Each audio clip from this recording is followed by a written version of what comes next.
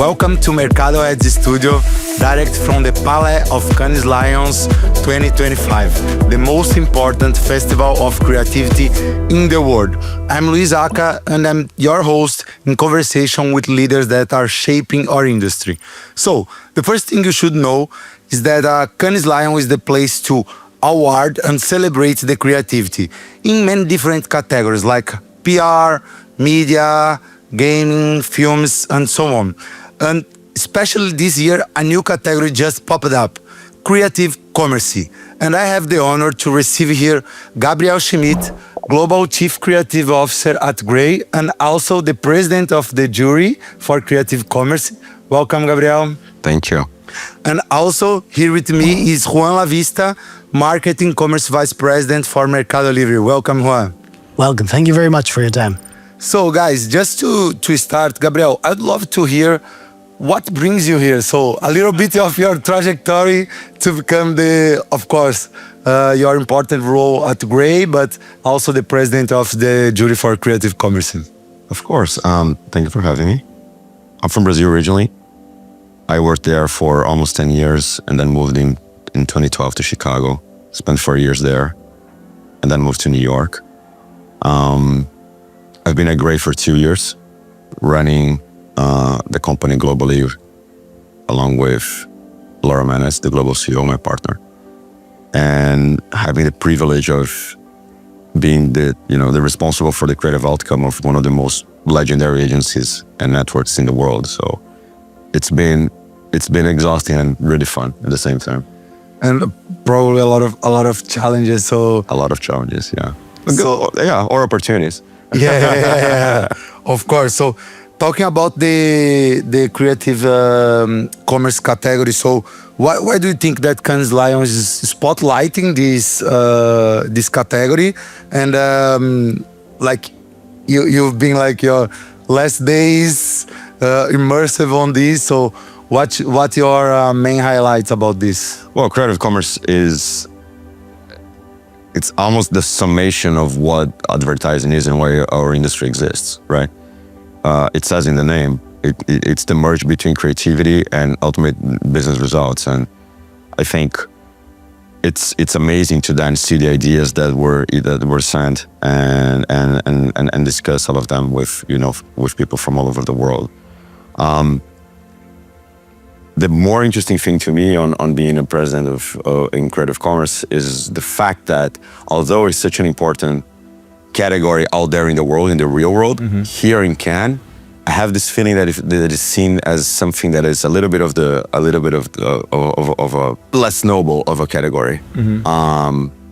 And I was happy they gave me the challenge to start changing and reshaping that, because if creativity is not a great reason for us to sell things and to make sure we're getting to the business results and the KPIs that our clients have and need, I don't know what it is.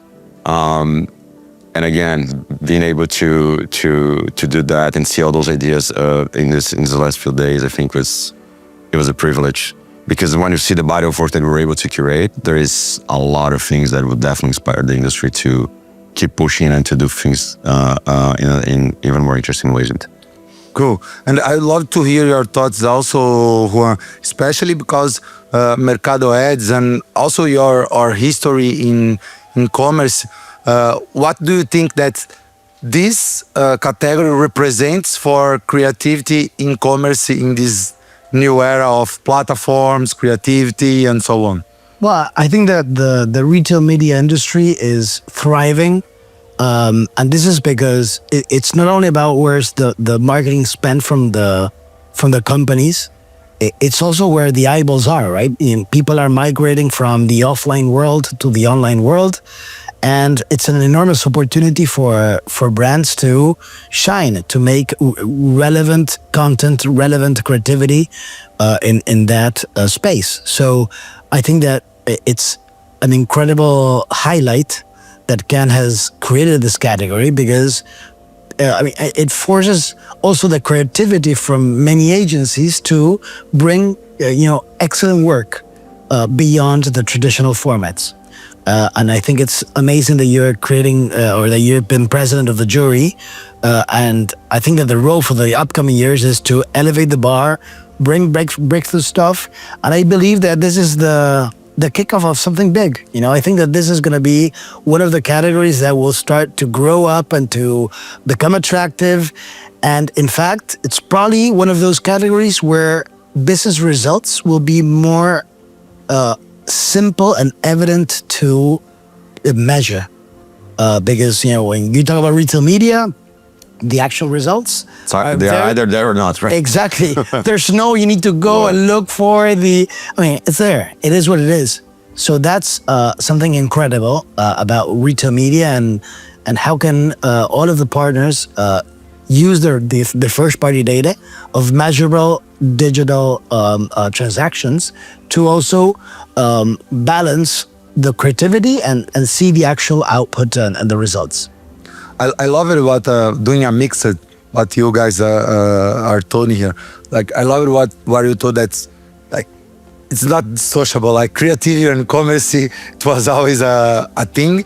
But the point is, when we started to do like a increase and enhance the platforms and so on, like commerce becoming in the past few years like to a performance channels and things that okay, it doesn't matter, let's just put coupons, let's put just like discounts, and no matter the creativity, like people just want this.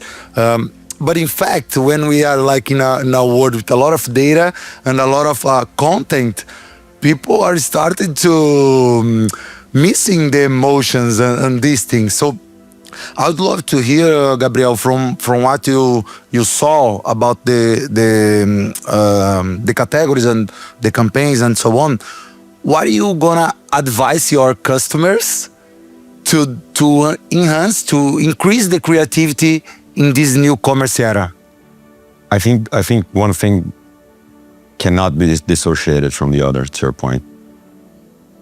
All those KPIs that you were mentioning and the tools, the traditional tools in which commerce usually happens, all they are tools. And if you don't put a spin on them, then they remain just tactical things, to your point. If you look at the Grand Prix in creative commerce, it's this idea called preserved promos. It's a coupon idea from Ziploc, but it's an insanely good coupon idea from Ziploc with a scale that is incredible, with beautiful results, and something that they should do forever because it's completely ownable. Only Ziploc could do. So when you get to those opportunities, I think it's on the agencies, on the creative partners, and on the brands to partner together and try to find what are the most, the freshest ways to encourage people to stop on their tracks, to then buy something, or to inspire people to perhaps, have a little bit of a different behavior that they would have normally. And I, in my career, had, there's a couple of stories, of ideas that I led, for example, that I'm incredibly proud of, and that, by the way, did really well here. Not that this is the most important thing, but it's an important outcome as well. Of course. And they were coupon ideas as well. So I think this idea that, because it's retail, it should be flat, or it should be just like not well thought out. I don't think it's true at all. And that's what I was trying to prove with my jury and the judges that were curating the work with me.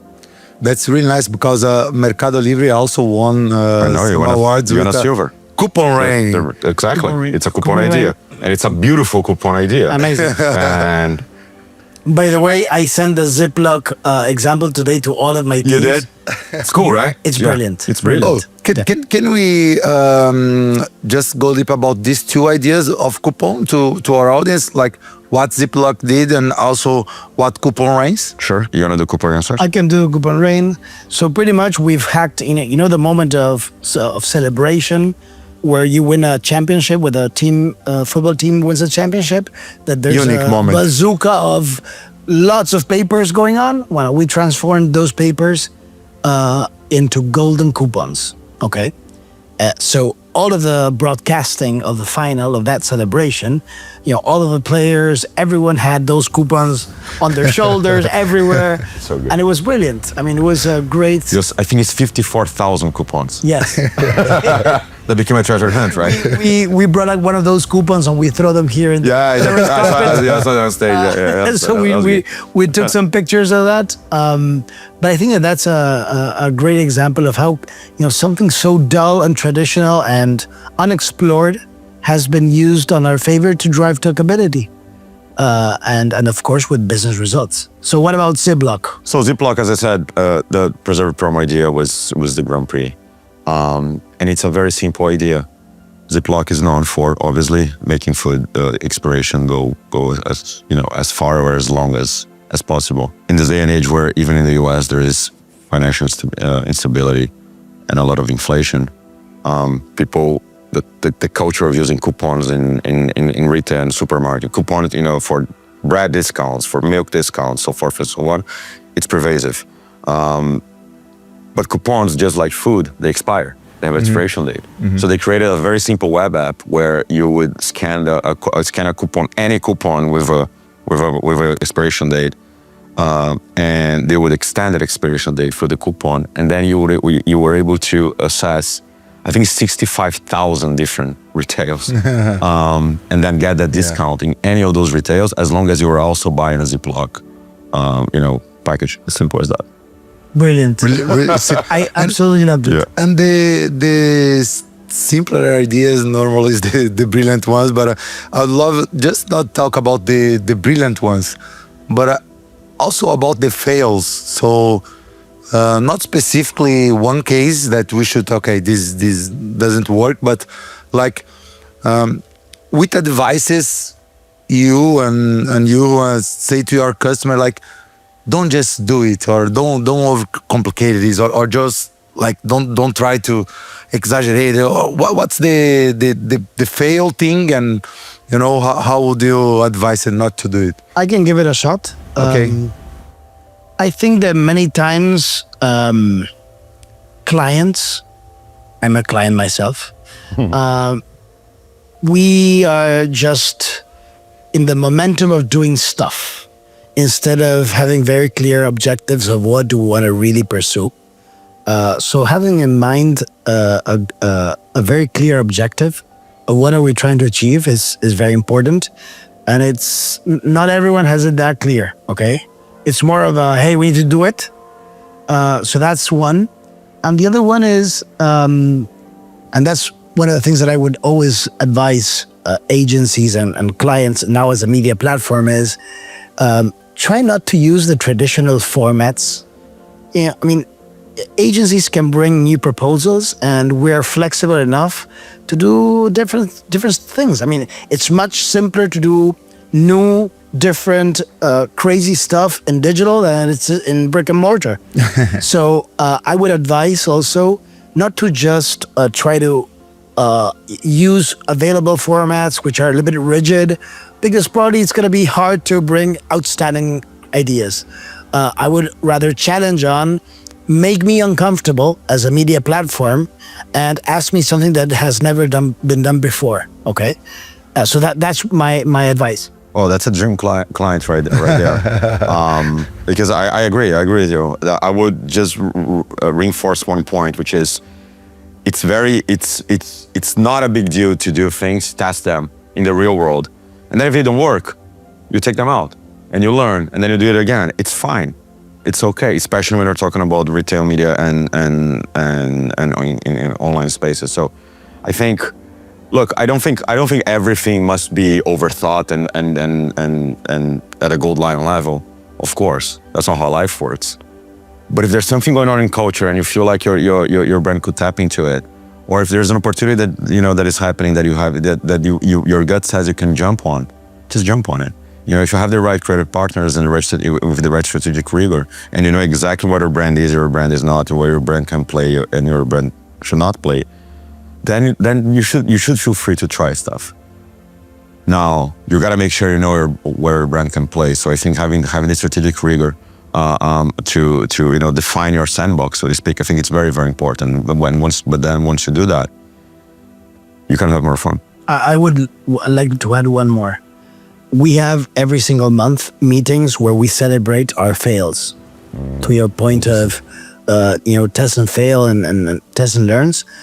If we are ashamed of not showing our fails, that's a problem.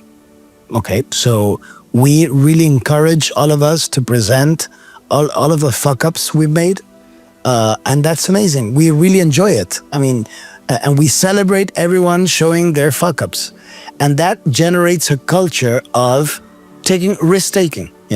Of what you were mentioning, which is go test. I mean, it's not that hard, not that costly to test in digital, and it's important to foster a culture of no consequences when you fuck it up. That's amazing when you talk about like as I said, like dream clients or the real world when we are like feeling pressure about results and so on. That's especially for commerce brands, like how difficult is this to balance it now when the executive is pressured by the P&L. So we are heading to the end of our episode, but I would like to you give your shots to our audience about how you're thinking to balance performance and brand building in a long term. I think brand building, I like the concept of timely and timeless, right? You build your brand in a way that is timeless by being timely about the opportunities you have. That's nice. That's nice, really nice. No, from my end, I mean, I think that consumers do not, think, hey, I'm in a branding space, now I'm in a performance space. So I pretty much think that we need to bring big ideas, work on big ideas. I would use data and insights to bring, opportunities very clear, and get those tensions, those insights that will feed great ideas. But I think that we're in a world where we need to blend those over. We don't need to, hey, we're now working on a campaign that's only upper funnel. I believe that's a little bit old school. Life is not only upper funnel or lower funnel. Life is everything. Life is everything. And you got to play it everywhere. Exactly. So I believe that we need to try to start blending things up and think big. And we're going to have both. We're going to have the demand generation, the performance of sales, but we're also going to gain brand preference, top of mind. So it's important to, start blending those together. Thank you, Juan. Thank you, Gabriel, for participating on Mercado Ads Studio. Thank you. Keep connected with us here on YouTube. A lot of other leaders will join us and keep the conversation going and celebrating the creativity. Thank you. Thank you very much.